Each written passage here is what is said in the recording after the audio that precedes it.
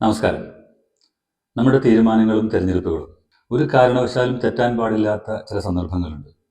അതിലൊന്നാണ് choosing the right treatment at the right time.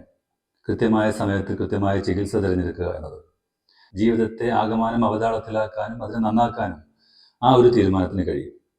എന്നാൽ പലപ്പോഴും പ്രശ്നങ്ങൾക്ക് മുൻപിൽ പകച്ചു നിൽക്കുമ്പോഴാണ് പലപ്പോഴും ഇത്തരം തീരുമാനങ്ങൾ എടുക്കേണ്ടി വരിക. തിരഞ്ഞെടുക്കാൻ മുൻപിൽ ഒരുപാട് വഴികളുണ്ടാകും. അതെല്ലാം ശരിയാണെന്ന് പറയാനും ചുറ്റും ആളുണ്ടാകും. പക്ഷെ അതിൽ നിന്നും ശരിയായ വഴി ഏതാണെന്ന് തീരുമാനിക്കാനും തിരഞ്ഞെടുക്കാനുമുള്ള ഉത്തരവാദിത്തം നമുക്ക് തന്നെയാണ്. അനുഭവത്തിൽ നിന്ന് പറയാം. മുൻപത്തെ വീഡിയോയിൽ പറഞ്ഞ പോലെ സൗദിയിൽ നിന്ന് വന്ന് പിറ്റേന്ന് വെളുപ്പിന് അവന് വീണ്ടും ഫിറ്റ്സ് വന്നു. വെപ്രാളത്തോടെ വാരിയെടുത്തു. വാപ്പ വണ്ടിയെടുത്തു. ആലുവയിലേക്ക് പോകാം, അവിടെ ഏതെങ്കിലും ഒരു ഹോസ്പിറ്റലിൽ കയറാം. വണ്ടി ഇടത്തല പഞ്ചായത്ത് ജംഗ്ഷനിലെത്തി. അവിടെ നിന്ന് വലത്തേക്കാണ് ആലുവ. പെട്ടെന്ന് ഒരു ഉൾവിളിയാണ്, ഒരു ഇൻഡ്യൂഷൻ. ഇടത്തേക്ക് തിരിഞ്ഞ് പഴങ്ങനാടേക്ക് പോകാം. വാപ്പാനോട് കാര്യം പറഞ്ഞപ്പോൾ വാപ്പ ആദ്യമൊന്ന് ശങ്കിച്ചെങ്കിലും വണ്ടി ഇടത്തേക്ക് തിരിച്ചു. അവനെപ്പോഴും ഫിറ്റ്സിൻ്റെ പിടിയിലാണ്. പഴങ്ങനാട് പണ്ടെപ്പോഴോ പോയതാണ്. ഫിറ്റ്സിനൊക്കെയുള്ള സംവിധാനങ്ങൾ അവിടെയുണ്ടോ എന്നറിയില്ല. അതിവേഗം പഴങ്ങനാടെത്തി. നേരെ കാഷ്വാലിറ്റിയിലേക്ക്. സാന്ദർഭികമായി വളരെ പ്രധാനപ്പെട്ട ഒരു കാര്യം പറയാം. നിർബന്ധമായും നമ്മുടെ ചുറ്റുമുള്ള ചികിത്സാ സംവിധാനങ്ങളെക്കുറിച്ച്, സാധ്യതകളെക്കുറിച്ച് മുൻകൂട്ടി മനസ്സിലാക്കി വെക്കണം. അടുത്തുള്ള ഹോസ്പിറ്റലുകളെക്കുറിച്ചും അവിടുത്തെ സ്പെഷ്യാലിറ്റീസിനെ കുറിച്ചും എവിടെ എന്തിൻ്റെ സൊല്യൂഷനാണുള്ളത് എന്നൊക്കെ അറിഞ്ഞു വയ്ക്കണം. അങ്ങോട്ടുള്ള നല്ല വഴികൾ മനസ്സിലാക്കി വയ്ക്കണം. ഏത് പാതിരാത്രിയിലും ഒരു ആവശ്യം വന്നാൽ ഉപയോഗിക്കാവുന്ന യാത്രാ സംവിധാനങ്ങൾ കണ്ടുവയ്ക്കണം. വീട്ടിൽ ഒരാൾക്ക് നെഞ്ചുവേദന വന്നാൽ എങ്ങോട്ട് പോകണം, സ്ട്രോക്ക് വന്നാൽ എങ്ങോട്ട് പോകണം, ശ്വാസം മുട്ട് വന്നാൽ, ഫ്രാക്ചർ ഉണ്ടായാൽ, പാമ്പ് കടിച്ചാൽ, പട്ടി കടിച്ചാലൊക്കെ എന്ത് ചെയ്യണം, എങ്ങോട്ട് പോകണം എന്നൊക്കെ മുൻകൂട്ടി തന്നെ ആലോചിച്ചു വയ്ക്കണം. എപ്പോൾ വേണമെങ്കിലും ആർക്കും എന്തും സംഭവിക്കാം. ഇതൊക്കെ സംഭവിച്ചു കഴിഞ്ഞുള്ള ഓരോ നിമിഷവും വളരെ വളരെ വിലപ്പെട്ടതാണ്. ആ സമയത്ത് ആലോചിക്കാനോ അന്വേഷിക്കാനോ നിന്നാൽ അത് വലിയ അപകടം ഉണ്ടാക്കും. പഴങ്ങനാട് കാഷ്വാലിറ്റിക്ക് മുമ്പിൽ വെയിറ്റിങ്ങിലാണ്. നേരം വെളുക്കണേ ഉള്ളൂ. ഡോക്ടർ വരാൻ സമയമുണ്ട്. അനിയൻ വോയിസ് തൊട്ടടുത്തുണ്ട്. ഓർമ്മകൾ ഒരുപാട് കൊല്ലം പുറകിലേക്ക് പോയി. പണ്ട് പഴങ്ങനാട് ആരോഗ്യശാലയിൽ ശയ്യാവലംബയാം ഉമ്മയാണ് ഓർമ്മയിൽ. 5 വയസ്കനാണ് അന്നു ഞാൻ ഉമ്മയെ വയ്യാതെ കണ്ടു കരഞ്ഞതാണ് ഓർമ്മയിൽ. 2 നാളപ്പുറം മാലാഖമാർ കാക്കും ആ ചില്ലുകൂട്ടിലെന്ന ആ നീലവെട്ടത്തിൽ ആദ്യമായി കണ്ടു ഞാൻ നിന്നെ, കുഞ്ഞിളം കാലുകൾ കുമ്മിയടിക്കുന്ന കുഞ്ഞുമുയൽ കുഞ്ഞുപോലെ. 43 കൊല്ലം മുൻപ് അനിയൻ വോയിസിനെ പ്രസവിക്കാൻ ഉമ്മ ഇതേ ഹോസ്പിറ്റലിൽ കിടന്ന ഓർമ്മയിൽ സൗദിയിൽ നിന്ന് അവൻ എഴുതിയ ഒരു കുറിപ്പിൽ എഴുതിയ വരികളാണ്. അന്ന് ഈ ഹോസ്പിറ്റലിലെ കുട്ടികളുടെ ICUവിന് മുന്നിൽ ഞാൻ കാണാൻ കാത്തു നിന്ന ആ കുഞ്ഞാണ് ഇപ്പോൾ എൻ്റെ തൊട്ടടുത്തിരിക്കുന്ന ഈ ആജാനബാഹു. ഇത് കേൾക്കുമ്പോൾ അവനിപ്പോൾ ചിരി വരും. കുറച്ച് കഴിഞ്ഞ് ഡോക്ടർ വന്നു. Doctor George Mathews. അദ്ദേഹം വിശദമായി സംസാരിച്ചു. അദ്ദേഹം പറഞ്ഞു, കൂടുതൽ എക്സാമിനേഷൻസ് വേണ്ടി വരും. അമൃത ഹോസ്പിറ്റലിൽ പീഡിയാട്രിക് ജെനറ്റിക്സ് എന്ന ഒരു ഡിപ്പാർട്ട്മെൻ്റ് ഉണ്ട്. മുൻപ് ഈ ഹോസ്പിറ്റലിൽ ഉണ്ടായിരുന്ന ഡോക്ടർ ഷീല നമ്പൂതിരിയാണ് അതിൻ്റെ ഹെഡ്. ഞാൻ അവരെ വിളിച്ചു പറയാം, ഒരു ടെമ്പററി ഡിസ്ചാർജ് തരാം, നാളെ നിങ്ങൾ അവരെ പോയി കണ്ട് തിരിച്ച് ഇവിടെ തന്നെ വരിക. അടുത്ത ദിവസം അമൃതയിലെത്തി. വലിയ ബുദ്ധിമുട്ടോ പ്രശ്നങ്ങളോ ഒന്നും കൂടാതെ ഡോക്ടർ ഷീല നമ്പൂതിരിയുടെ മുൻപിലെത്തി. കൂടെ 2 അസിസ്റ്റൻസ് ഉണ്ട്. അവർ മോനെ പരിശോധിച്ചു. മോൻ്റെ കുറച്ച് ഫോട്ടോസ് എടുത്തു. എന്തൊക്കെയോ ചോദിച്ചു. പരസ്പരം എന്തൊക്കെയോ പെറുപെറുത്തു. എന്നിട്ട് പറഞ്ഞു, നമുക്ക് കൂടുതൽ ടെസ്റ്റുകൾ വേണ്ടി വരും. റെഡിയാണെങ്കിൽ ബ്ലഡ് കൊടുക്കാം. എന്നിട്ട് ഡോക്ടർ വിനയനെ കൂടി ഒന്ന് കാണണം. റെഡി ആയതുകൊണ്ടാണല്ലോ വന്നത് എന്ന് ഉള്ളിൽ ചിന്തിച്ച് തലയാട്ടി. പക്ഷേ ടെസ്റ്റുകളുടെ നീണ്ട ലിസ്റ്റും അതിൻ്റെ ബില്ലുകളും കണ്ടപ്പോഴാണ് റെഡിയാണെങ്കിൽ എന്നതിൻ്റെ ശരിയായ അർത്ഥം എന്ന് മനസ്സിലായത്. ശേഷം ഡോക്ടർ വിനയനെ കണ്ടു. അദ്ദേഹം പീഡിയാട്രിക് ന്യൂറോളജിയിലെ പ്രൊഫസറാണ്. കുട്ടികളിലെ എപ്പിലെപ്സി, സീഷർ പോലുള്ള കാര്യങ്ങളിൽ കേരളത്തിലെ ഏറ്റവും പ്രഗത്ഭരായ ഡോക്ടർമാരിൽ നമ്പർ 1. അദ്ദേഹവും കുറേ ടെസ്റ്റുകൾക്ക് എഴുതി. ഒപ്പം MRI, EEG പോലെ എന്തൊക്കെയോ എടുക്കാനും പറഞ്ഞു. പ്രശ്നം ശാസ്ത്രീയമായി കണ്ടെത്തിയതിന് ശേഷം മാത്രമാണ് എന്ത് ചെയ്യണം എന്ന് തീരുമാനിക്കുക. ഊഹാപോഹങ്ങളും ലക്ഷണം നോക്കലും നാടി പിടിച്ചുള്ള രോഗനിർണയവും ഒന്നും ഇവിടുത്തെ രീതിയല്ല. ഇപ്പോൾ നടക്കുന്നത് വളരെ സയൻറ്റിഫിക് ആയിട്ടുള്ള പ്രശ്നം കണ്ടെത്താനുള്ള മെഡിക്കൽ ഇൻവെസ്റ്റിഗേഷനാണ്. തൽക്കാലം ഫിറ്റ്സ് നിയന്ത്രിക്കാനുള്ള മരുന്ന് തന്നു. കൂടെ അദ്ദേഹം പറഞ്ഞു, എത്രയും വേഗം തെറാപ്പി ചെയ്യണം. എന്ത് തെറാപ്പി? അത് നിങ്ങൾ തെറാപ്പിസ്റ്റിനെ കണ്ടാൽ മതി. എത്ര നാൾ തെറാപ്പി ചെയ്യേണ്ടി വരും? അതും തെറാപ്പിസ്റ്റ് പറയും. ഡോക്ടർ വിനയൻ എഴുതിയ ടെസ്റ്റുകൾക്കുള്ള ബ്ലഡ് കൊടുത്ത് പൈസയും അടച്ച് EEGക്കും MRIക്കും ഒക്കെയുള്ള ഡേറ്റും ബുക്ക് ചെയ്തു. തിരിച്ച് പഴങ്ങനാടേക്ക് തിരിച്ചു പോരുമ്പോൾ ഞാൻ ചിന്തിക്കുകയാണ്, എത്ര കൃത്യമായ സ്ഥലത്താണ് എത്തിപ്പെട്ടത്. ഇതുവരെ ഉണ്ടായിരുന്ന ഏത് ഡോക്ടർ, ഏത് ഹോസ്പിറ്റൽ, ഏത് ഡിപ്പാർട്ട്മെൻറ്റ് എന്നുള്ള എത്രയെത്ര അങ്കലാപ്പുകളാണ് ഒറ്റ ദിവസം കൊണ്ട് ഇല്ലാതായത്. ഇത് നമ്മുടെ പ്ലാൻ ആയിരുന്നില്ല. പല കാരണങ്ങൾ കൊണ്ടും അമൃത അന്നൊരു ചോയ്സ് അല്ലായിരുന്നു. എന്നിട്ടും അവിടെ എത്തി. അവിടെ തന്നെയാണ് എത്തേണ്ടിയിരുന്നതും. എടത്തല പഞ്ചായത്ത് ജംഗ്ഷനിൽ നിന്നുള്ള ഇടത്തേക്ക് തിരിയൽ, അത് ശരിയായ ഒരു തീരുമാനമായിരുന്നു. അവിടെ നിന്ന് വലത്തേക്കാണ് തിരിഞ്ഞതെങ്കിൽ ഒരുപക്ഷെ കഥ മറ്റൊന്നായേനെ.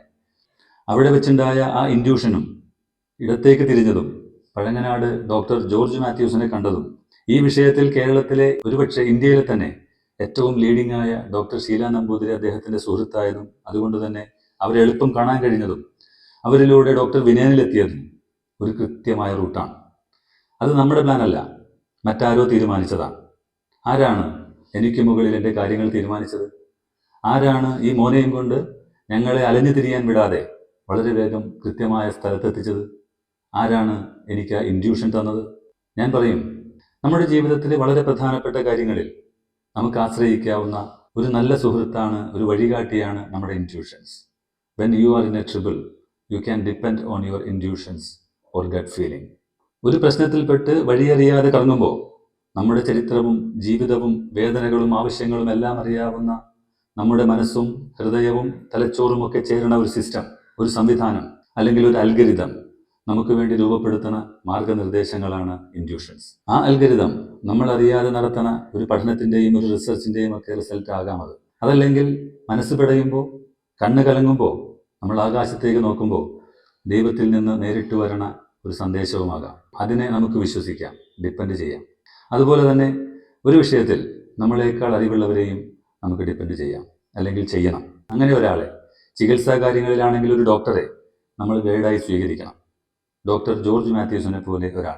അമൻ്റെ ട്രീറ്റ്മെൻറ്റിൻ്റെ കാര്യത്തിൽ ഡോക്ടർ ജോർജ് മാത്യൂസിൻ്റെ ഗൈഡൻസ് അത്രമാത്രം വലുതാണ്.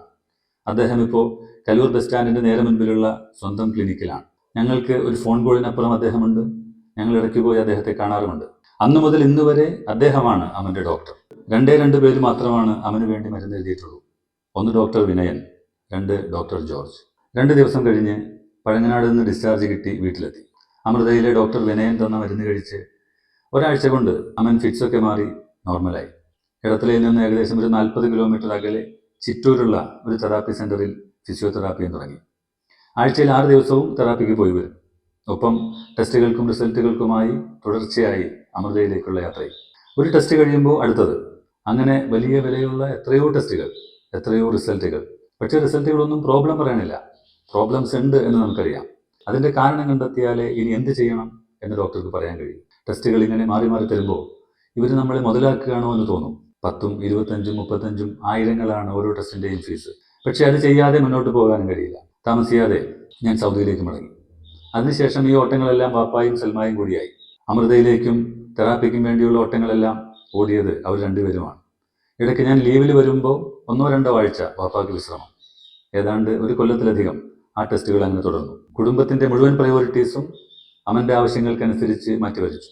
ഞങ്ങളുടെ 2 പേരുടെയും കുടുംബങ്ങൾ, ഞങ്ങളുടെ പാരൻസ്, സഹോദരങ്ങളൊക്കെ എന്തിനും തയ്യാറായി ഏത് സമയത്തും കൂടെ ഉണ്ടായിരുന്നതാണ് ഞങ്ങളുടെ വിജയം. അതൊരു വലിയ വിജയമാണ്, വിജയത്തിനുള്ള ഒരു വലിയ കാരണമാണ്. എന്നാൽ പക്ഷേ ഇങ്ങനെയുള്ള ഘട്ടങ്ങളിൽ കുടുംബാംഗങ്ങൾ, ബന്ധുക്കൾ ഒക്കെ തോൽപ്പിച്ച് കളയണ എത്രയോ കുട്ടികളും അവരുടെ പാരൻസും നമ്മുടെ ചുറ്റുമുണ്ട്. ആ കുഞ്ഞിനെ ഒരു വലിയ കുറ്റവാളിയെ പോലെ കണ്ട് പെരുമാറണ വല്യമ്മമാരും വല്യപ്പന്മാരും ബന്ധുക്കളും ഒക്കെയുണ്ട്. ഈ കുഞ്ഞിനെയും അതിൻ്റെ അമ്മയെയും തിരിഞ്ഞു പോലും നോക്കാത്ത, കൈവിട്ട് കളയണ അച്ഛന്മാർ പോലുമുണ്ട്. ഒരുപക്ഷെ അറിവില്ലാത്തത് കൊണ്ടാകാം, തെറ്റിദ്ധാരണ കൊണ്ടാകാം. എനിക്ക് പറയാനുള്ളത്, കുടുംബത്തിൽ, ബന്ധുവീട്ടിൽ, അയൽവക്കത്ത് ഇങ്ങനെ ഒരു കുഞ്ഞുണ്ടായത് അവരുടെ കുറ്റം കൊണ്ടല്ല. ആർക്കെങ്കിലും അങ്ങനെ ഒരു കുഞ്ഞുണ്ടാകാത്തത് അവരുടെ മിടുക്കുമല്ല. നിങ്ങളുടെ മകന് അല്ലെങ്കിൽ സഹോദരന് അങ്ങനെ ഒരു കുഞ്ഞുണ്ടായത് അവൻ്റെയോ അവൻ്റെ ഭാര്യയുടെയോ തെറ്റുകൊണ്ടല്ല, ആ കുഞ്ഞിൻ്റെയും തെറ്റല്ല. നമ്മൾ മനസ്സിലാക്കേണ്ടത്, ഒരു കുഞ്ഞിൻ്റെ രൂപപ്പെടലിൻ്റെ പല പല ഘട്ടങ്ങളിൽ അതിസൂക്ഷ്മമായ എണ്ണമറ്റ സംവിധാനങ്ങൾ വളരെ കൃത്യമായി സംവിധാനിക്കപ്പെടുമ്പോഴാണ് ആ കുഞ്ഞ് ഒരു കുഴപ്പവുമില്ലാതെ ജനിക്കുക. അതൊന്നും നമ്മുടെ നിയന്ത്രണത്തിലല്ല. നമ്മുടെ കണ്ണുകൊണ്ട് കാണാൻ പോലും കഴിയാത്ത ഏതെങ്കിലും ഒരു കോശത്തിൻ്റെ ഒരംശത്തിന് ഒരു ചെറിയ പ്രശ്നം സംഭവിച്ചാൽ ആ കുഞ്ഞ് സ്പെഷ്യൽ ചൈൽഡായി മാറും. അങ്ങനെ ശരിയാവേണ്ട സംവിധാനങ്ങളുടെ എണ്ണത്തെക്കുറിച്ച് ആലോചിച്ചാൽ നമുക്ക് മനസ്സിലാകും, ആ കുഞ്ഞ് സ്പെഷ്യൽ ആകണതിനേക്കാൾ ബുദ്ധിമുട്ടാണ് ഒരു കുഞ്ഞ് നോർമലായി ജനിക്കാൻ. എന്നിട്ടും അധികം കുഞ്ഞുങ്ങളും നോർമലായി ജനിക്കുന്നത് നമ്മുടെ ആരുടെയും മിടുക്കുകൊണ്ടല്ല. അത് സൃഷ്ടിക്കാൻ അറിയാവുന്ന സൃഷ്ടാവിൻ്റെ മിടുക്കുകൊണ്ടാണ്, അവൻ്റെ കാരുണ്യം കൊണ്ടാണ്. അല്ലാത്തത് അവൻ്റെ പരീക്ഷണമാണ്. ആ മിടുക്കിനെ അംഗീകരിക്കുക. കിട്ടിയത് പരീക്ഷണമാണെങ്കിൽ അതിനെയും സ്വീകരിക്കുക. അമൃതയിൽ ഏകദേശം 1 വർഷത്തിലധികം നീണ്ട ടെസ്റ്റുകൾക്കൊടുവിൽ അമൻ്റെ പ്രശ്നത്തിൻ്റെ കാരണം കണ്ടെത്തിയതിനെക്കുറിച്ച് അടുത്ത വീഡിയോയിൽ പറയാം. ഒപ്പം ട്രീറ്റ്മെൻറ്റുമായി ബന്ധപ്പെട്ട് നമ്മൾ നേരിട്ട ഒരു വലിയ വെല്ലുവിളിയാണ് wrong guidance from wrong people. തെറ്റായ ആളുകളിൽ നിന്നുള്ള തെറ്റായ ഗൈഡൻസുകൾ.